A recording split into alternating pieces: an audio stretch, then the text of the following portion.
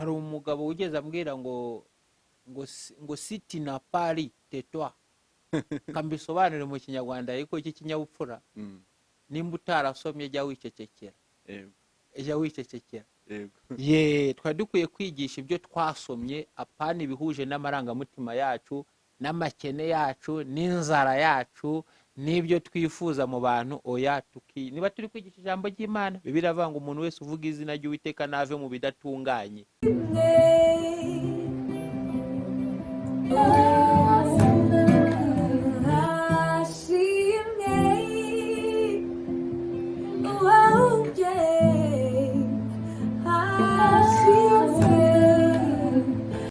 Hozana TV akanya nk'aka ngaka turi kumwe n'umusore hano, reka tumusabe atwibwire kugira ngo dutangire tuganira tuziranye. Nitwa Jacques, ndi umubwiriza butumwa w'ubushake, ubutumwa bwiza bw'ivugurura n'ubugorozi. Murakoze cyane Jacques, wenda hari abantu bashobora kuba bumvise bwa mbere ubutumwa bwiza bw'ibwiriza n'ubugorozi. Ivugurura n'ubugorozi. Nibamenye bisobanuye iki, watunyuramo muri makeya tukamenya icyo bisobanuye. Ubugorozi bisobanura gusubiza ku rufatiro imfatiro z'Imana zashenywe, amahame, inyigisho by'Imana byashyizweho n'Imana bikurwa, nuko abantu baza kubikura mu mwanya wabyo, hanyuma bakigisha ibitari byo. Umurimo w'ubugorozi ni ugusubiza abantu ya nyigisho y'ukuri ya mbere uko yari imeze itaragorekwa. Kugorora, uramutse uri guhinga isuka ikagorama. Kugorora si ukuzana indi nshyashya, kugorora ni ugufata ikigororesho, reka nkite gutyo, ugahonda yasuka ukayikura mu mwanya igorama yajemo ukayisubiza aho yahoze itaragorama. No mu by'Imana, Imana yaremye umuntu utunganye. Mu Migani igice cya umubwiriza igice cya 7 umurongo wa 29 haranditswe ngo dore icyo nabonye gusa ni iki, nuko Imana yaremye umuntu utunganye ariko abantu bishakiye ibihimbano byinshi. Umuntu utunganye, iby'Imana, umuntu Imana yaremye yaratunganye, n'ibyo yashyizeho ku isi n'ibyo Imana yigishije byari bitunganye. Umuntu amaze kugorama nawe aragoreka. Umugambi w'ubugorozi ni ugusubiza abantu ibintu by'Imana, gusubiza ku rufatiro. Mu gitabo cya Zaburi igice cya 11 umurongo wa 3 niho havuze ngo niba imfatiro zishenywe umukiranutsi yakora iki? Imfatiro ni amahame yo kwizera, ni byanditswe byera, ni ijambo ryera abantu bigisha uko ritari. Muri Yeremiya igice cya 7 umurongo wa 1, uwa 2, uwa 3 handitswe igisubizo cy'ivugurura n'ubugorozi ibyo ari byo. Reka nsome igitabo cya Yeremiya.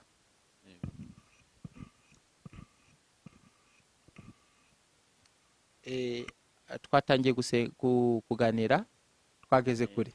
Reka mbere yuko ubwo twinjiye turakoresha n'imirongo tutajya kure, reka twiragize Imana idufashe muri kino kiganiro, kugira ngo iby'Imana bibemo kandi tubeha bugufi, tuvugishe, idukoreshe, tuvuge ibyayo.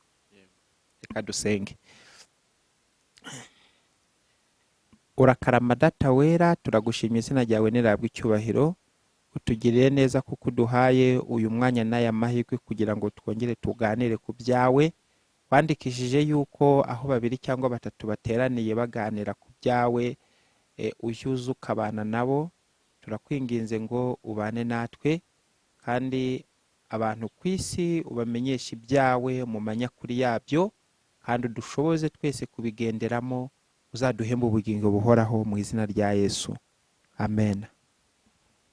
Yego, nari ngarutse mvuga igisobanuro cy'ubugorozi ngeze kure, ahubwo reka nimbike mu gitabo cya Yeremiya. Mu gitabo cya Yeremiya igice cya 7 hari igisobanuro cy'icyo ubugorozi ari cyo. Haranditswe ngo ivugurura ni iki, ubugorozi ni iki. Ni ukubajije umuhanuzi yashyizeho igisobanuro, aravuga ati ijambo ry'Uwiteka ryaje kuri Yeremiya rivuye ku Uwiteka riti, hagarara mu irembo ry'inzu y'Uwiteka uharangurire iri jambo uti, nimwumve ijwi ry'Uwiteka nimwumve ijambo ry'Uwiteka ab'i Buyuda mwese abanyura muri iri rembo bajya gusenga Uwiteka. Umurongo wa 3, Uwiteka Imana ya Isirayeli ivuga iti, nimugorore inzira zanyu n'ingeso zanyu, nanjye nzabaha gutura aha hantu.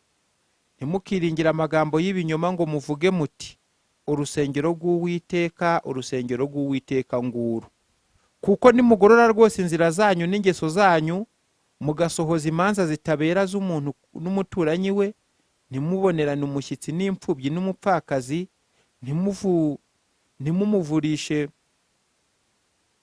ntimuvushirize amaraso atariho urubanza hano, ntimukurikire izindi mana zitabateza amakuba, nibwo nzabaha gutura aha hantu, igihugu nahayeho ba sogokuruza uhereye kera ukageza iteka ryose.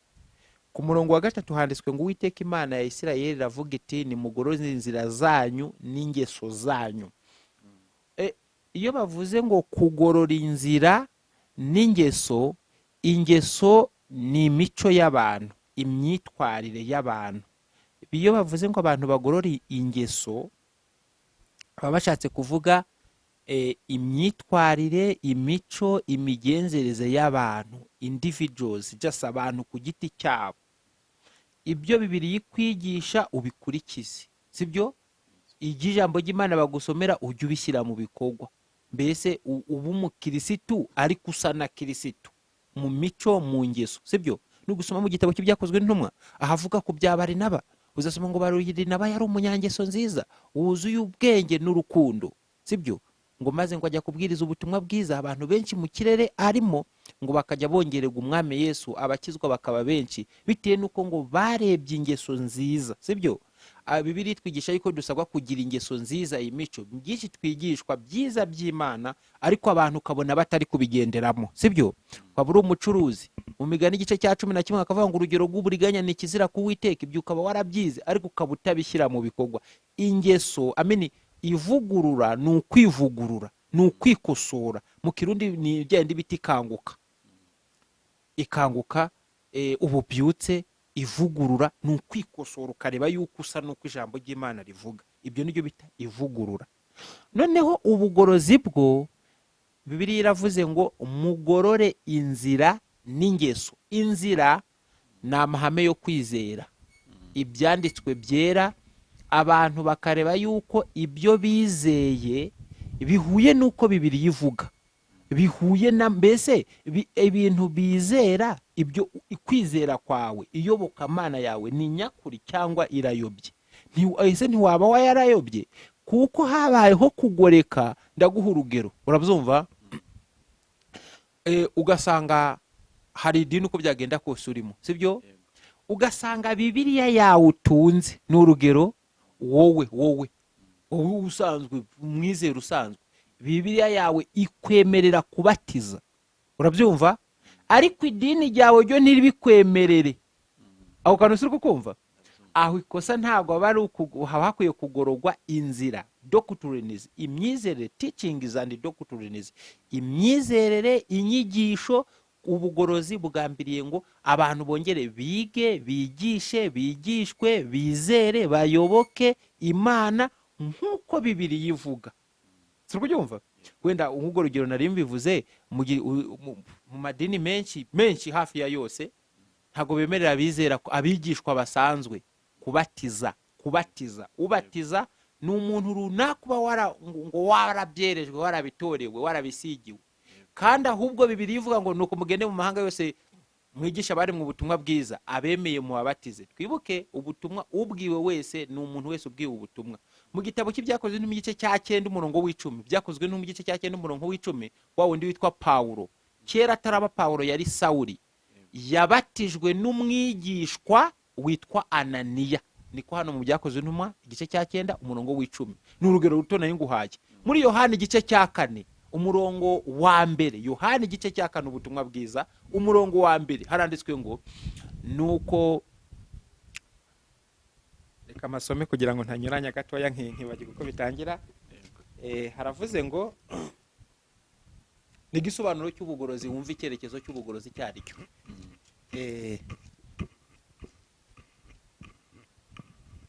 Yego, hati nuko umwami Yesu amenya yuko abafarisayo bumvise ko yigisha kandi abatiza benshi arusha Yohana, umurongo wa 2. Icyakora Yesu ubwe si we wabatizaga, ahubwo n'abigishwa be. Uyu ni umurongo wa Bibiliya. Mu madini noneho abantu bayobotse abuza abigishwa kubatiza mu gihe Bibiliya ibikwemerera. Ubugorozi ni ukwigisha ati mwadini mwe oya n'umwigishwa yabatiza, ngiyo imirongo ya Bibiliya. Noneho ubugorozi ni ukugaruka kuri Bibiliya. Barabyumva?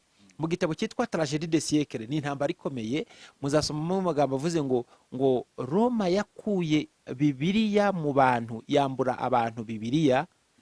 Umurimo w'ubugorozi wari ugambiriye kugarurira abantu Bibiliya, bene magambo bakizera kandi bakiga bakigishwa ibihuye na Bibiliya. Numva ngushubije muri magufiya. Ubugorozi buragutse, ariko aho nnombeyeho gatoya kugira ngo wumve icyerekezo cy'ubugorozi. Yego, biri kumvikana, kandi n'undi wese udukurikiye ashobora kuba atasobanukiwe yakwandika muri comment kugira ngo abaze ikibazo ubundi azasubizwa. Yego. Hanyuma watubwiye yuko uri n'umuvugabutumwa w'ubushake. Watubwiye yuko uri umuvugabutumwa w'ubushake, ni ukuvuga hari abavugabutumwa b'ubushake n'abavugabutumwa batari ab'ubushake. Wadusobanuraho gato ubundi tugakomeza. Ngira ngo ubajije ikibazo nkana. Abanyabushake, abakorera ubushake, abakorera ubushake bakora badahembwa, nta bihembo. Urabyumva? Yego. Mu gihe abakozi bakorera indamo, bakorera ibihembo, bakorera amafaranga, bagahembwa kuko bakora umurimo w'Imana, abo Bibiliya bita abajura, abambuzi, ndetse mu migani ho babita abicanyi. Guhembwa gusa mu iyobokamana ni uburi umwicanyi. Muzayisoma mu migani igice cya 30 umurongo wa 14, havuze ngo hari imiryango y'abantu bafite amenyo ameze nk'inkota n'ibijigo bimeze nk'ibyuma byo gutsemba abakene mu isi n'indushyi ngo bazikure mu bantu. Iyo ubona abantu bahembwa 1/10 n'amaturo, ayo mafaranga 1/10 n'amaturo bakayahembwamo ngo nuko ari abakozi b'Imana, baba bari kurya iby'Imana yageneye abakene, imfubyi, abapfakazi. Gukoresha uwo mutungo Imana yageneye abo, uba uri kwicisha abo bantu amenyo ameze nk'inkota n'ibijigo bimeze nk'ibyuma. Hari ukujya ku mukene ngo umurye nk'igisimba, oya, ni ukurya utwo yakariye. Imana 1/10 n'amaturo yabigeneye imfubyi n'abapfakazi n'abakene n'indushyi n'impunzi n'abarewi bataye igihe bacyuye igihe batakiriho, babandi batambaga ibitambo by'ihene n'intama, uzi ko bitagitambwa, n'umurimo wabo warahagaze. Hanyuma ayo mafaranga agahabwa abo ngabo. Mu madini ayo mafaranga ntahabwa abo, ahubwo arazamuka mu nzego zo hejuru, agahembwa babandi bakuriye amadini, ba nyiri gushinga amadini, abayayoboye n'abagiye bahabwa akazi n'ayo madini.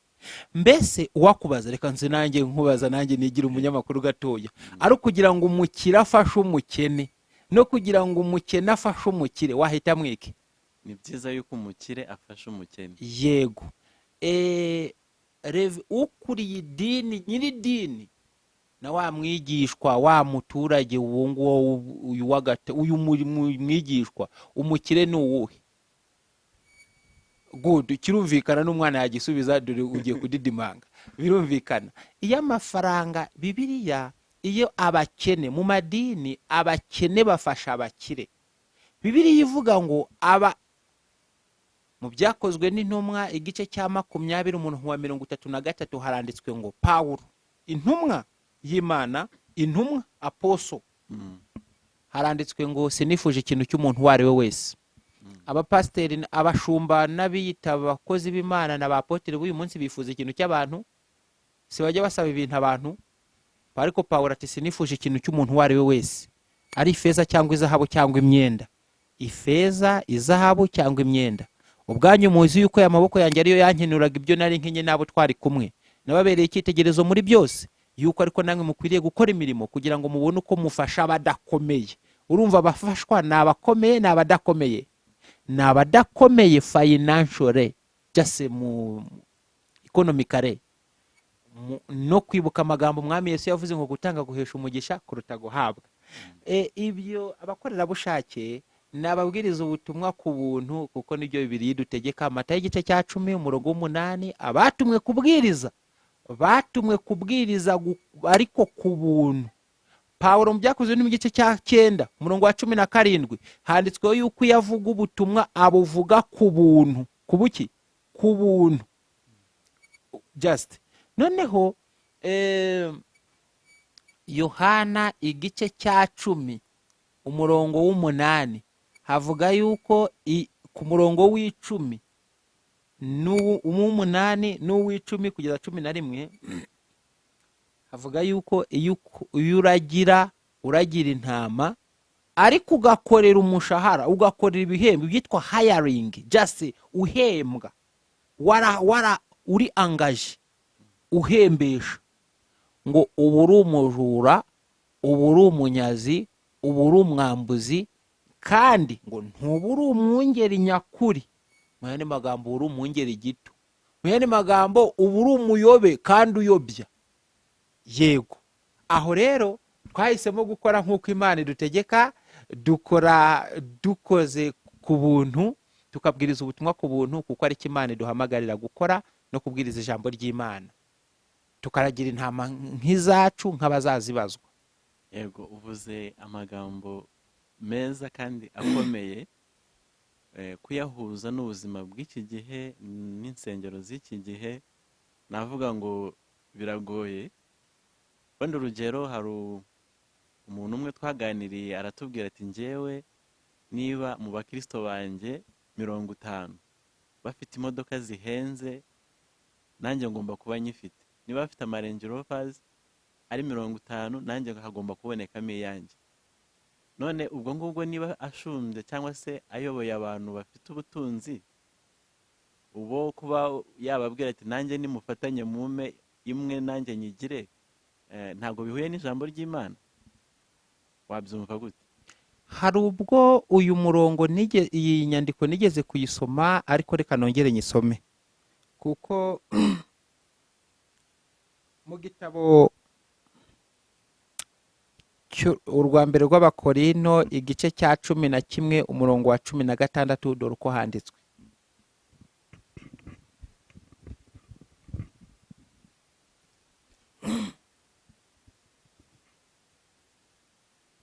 Cumi na kimwe gatandatu rwa mbere rw'Abakorino haranditswe ngo, yego, haranditswe ngo 11 umurongo wa 16 handitse ngo, ariko nihagira umuntu ushaka kujya impaka, amenye yuko tudafite umugenzo nk'uwo ashaka, kandi n'amatorero y'Imana ntawe ufite. Iyi Bibiliya dutegeka ko tudakwiye gukora umugenzo, imigenzereze ihuye n'uko abantu ubwabo bashaka. Nta mugenzo uhuye n'uko abantu ubwabo bashaka, uhuye na kamere ya kimuntu, wari ukwiye kuboneka mu madini. Ahubwo abantu bose mu matorero y'Imana harakwiye kuboneka umugenzo uhamywa na Bibiliya, ahavutse ngo uku ni ko Uwiteka avuga. Yesaya igice cy'8 umurongo wa 20, nimusanga amategeko y'Uwiteka nibiyahamya, nibatavuga ibihuye n'iryo jambo, nta museke uzabatambikira. Ibyo bavuga, ibyo bigisha, ibyo bizera bihuye n'iri jambo, nibiba bidahuye, nta museke uzabatambikira. Abaheburayo 12 umurongo wa 28 haranditswe ngo nuko ubwo twegera ubwami butabasha kunyeganyezwa dukwiriye gukomeza ubuntu bw'Imana kugira ngo tubone uko dukorera Imana nk'uko ishaka, tuyubaha kandi tuyitinya. Umurongo uravuze ngo kugira ngo tubone uko dukorera Imana nk'uko ishaka. Mu Cyongereza ho barasemura ngo dukorera Imana nk'uko, mu buryo bwemewe. Twari dukwiye gukorera Imana nk'uko yo ishaka, apana nk'uko twe dushaka. Noneho dore iyo nyandiko nari mvuze niyi, iri mu gitabo cyitwa ubusobanuro bw'ibyakozwe n'intumwa, mu gitabo cyitwa The Acts of Apostles. Ndasoma ku rupapuro rwa 395.